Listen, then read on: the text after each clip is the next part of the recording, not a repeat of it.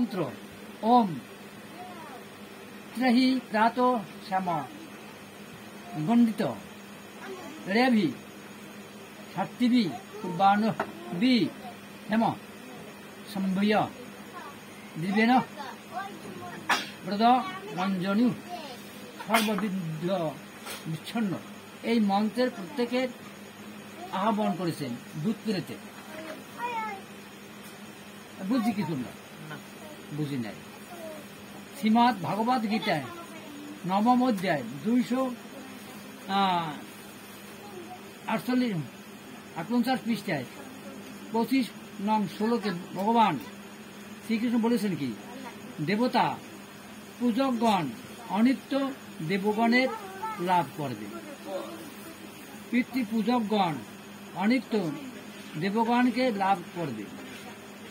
পিতৃপূজকগণ কি বলছে হিন্দু দেবতার পূজকগণ কি বলছে, দেবতা পূজকগণ অনিত্য দেবগণকে লাভ করবে।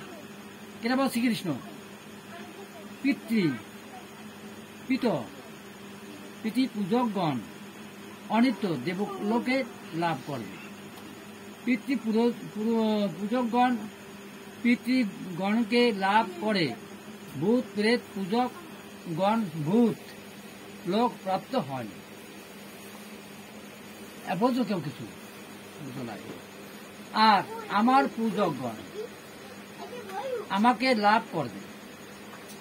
মহতুয়া শুধু একমাত্র হরিনাম করে শ্রীহরিকে লাভ করেন এবং গুরুর কৃপা মিলে খাদ্য বস্তু মেলে না। কি মেলে? গুরু কৃপাহীকে বলেন। যেমন আমার গোপাল সাধুর কৃপা ছাড়া আমরা কেউ মানুষ করছি? হরিগুরু পাইছি কোথায়? গোপাল সাধুর কৃপে আমরা হরিগুরু সব পাইছি। জয় হরি বল। পুরোহিত দর্পণে কি লাগছে? পুরোহিত দর্পণে কি লাগছে?